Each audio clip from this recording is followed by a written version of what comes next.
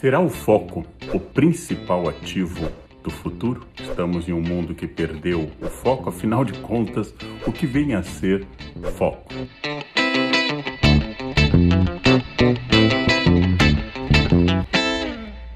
Já foi dito que o principal ativo do futuro, uma das características mais desejadas do mundo que está à nossa frente, é o ser humano com capacidade de foco.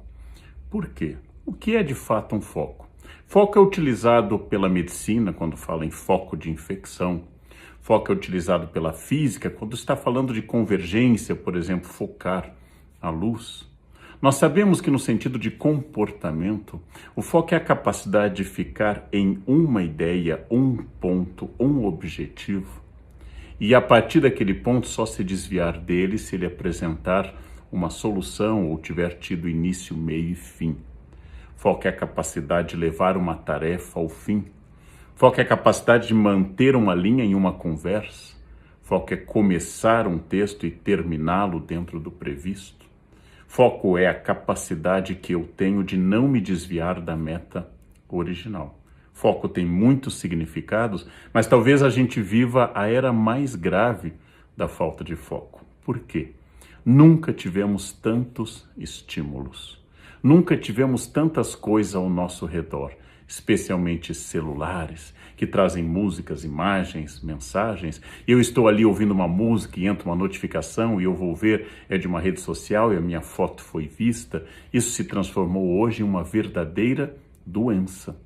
A falta de foco se transformou hoje em uma característica em um mundo no qual tudo está sendo desviado a todo instante. E assim as pessoas não conseguem manter uma linha reta. As conversas são erráticas, vão para lá e para cá, as tarefas não são concluídas, alguém está indo fazer uma coisa e no caminho começa a fazer outra e passa a atender o celular. Alguém se distrai e erra gravemente no trânsito, erra gravemente em alguma atividade porque estava sem foco. Talvez o foco seja, de fato, um grande desafio. Vamos fazer algumas distinções. Às vezes o aluno, eu tenho uma longa experiência como professor, às vezes o aluno está na sala de aula distraído, olhando para lá e para cá, não presta atenção. E os professores começam a dizer, ele não tem interesse, ou ele tem déficit de atenção, ou ele tem um transtorno de déficit de atenção com hiperatividade. Às vezes não.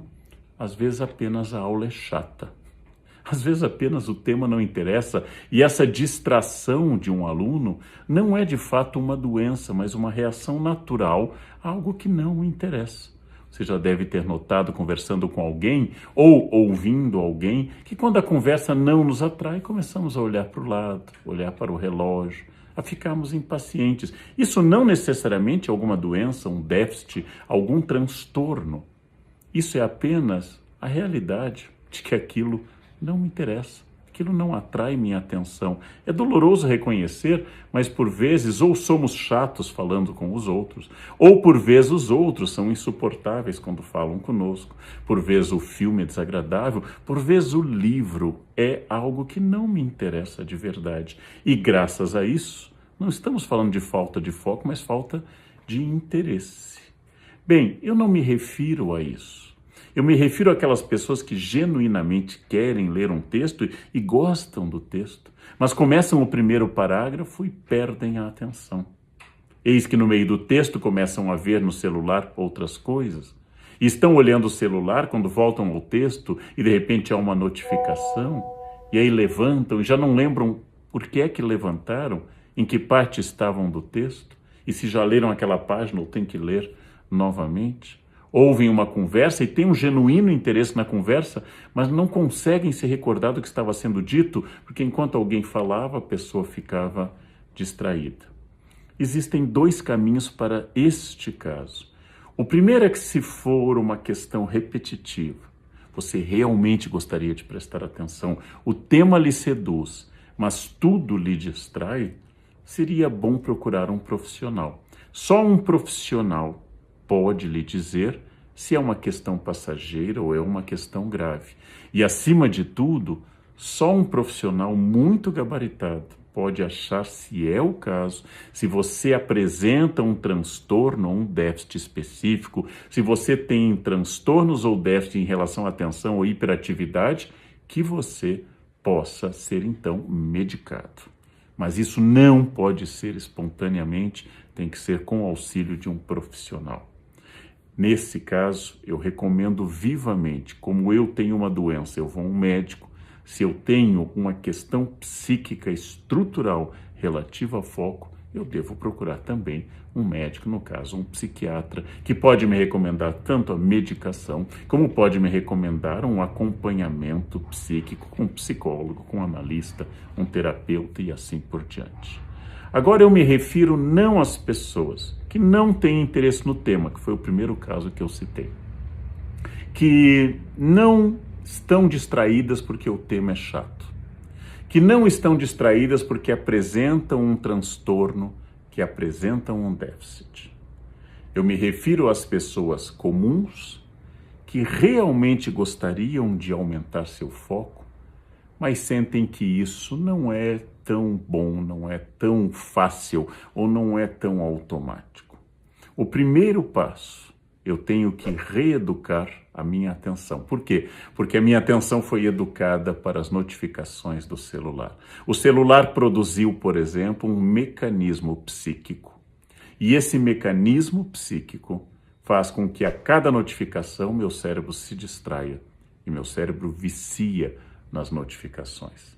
Se eu tenho o desejo de ler um texto, eu vou estabelecer, é uma sugestão ampla, 5 minutos durante os quais o celular estará desligado, 5 minutos durante os quais eu ficarei naquele texto, com régua e lápis na mão, lendo atentamente aquele texto, e eu vou colocar um alarme, eu vou colocar um controle para que depois de 5 minutos, atentamente naquele texto, eu possa dizer o que eu li, como eu li, qual é o meu objeto, e se eu conseguir, é sinal de que eu posso treinar mais 10, talvez. Lavo o rosto, respiro fundo e vou mais 10.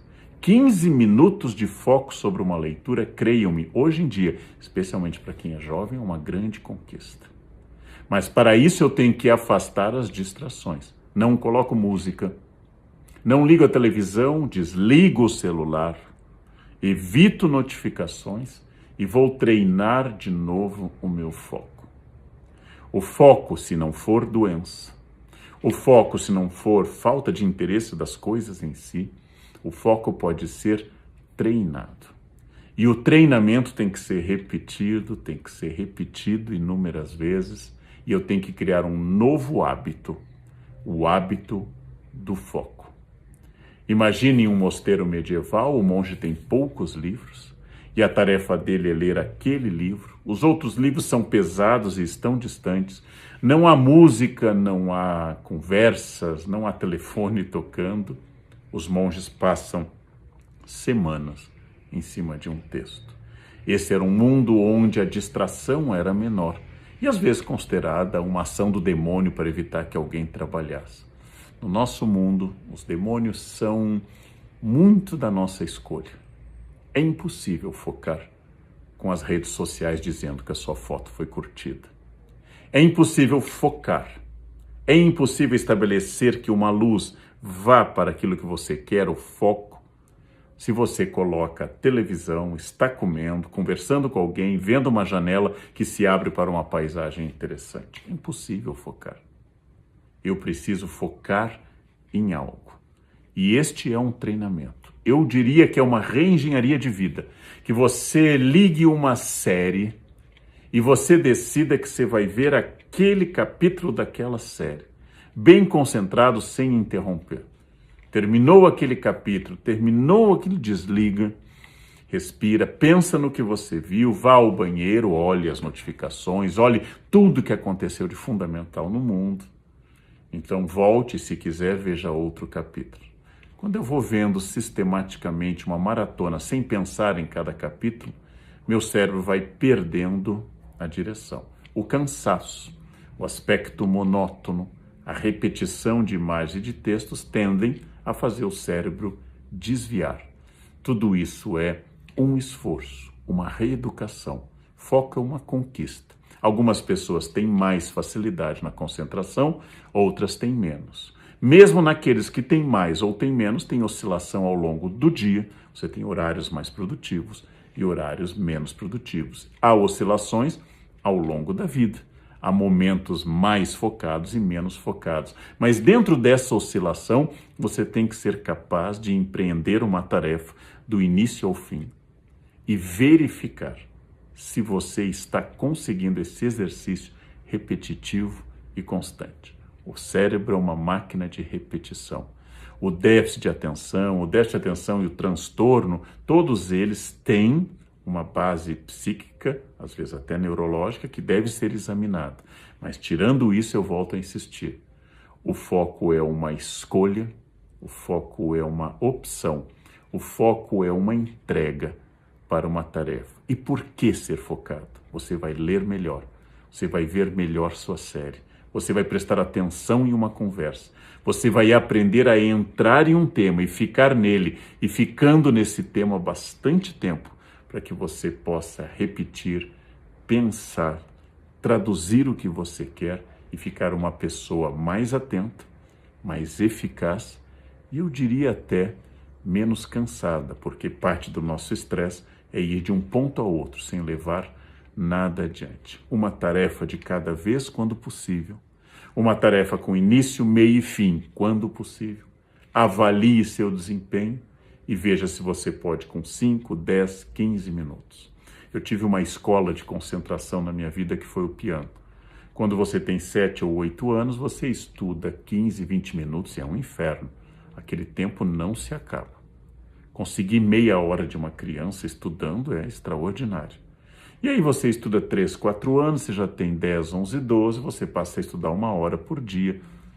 E aquilo é complicado, mas é mais fácil do que era há alguns anos.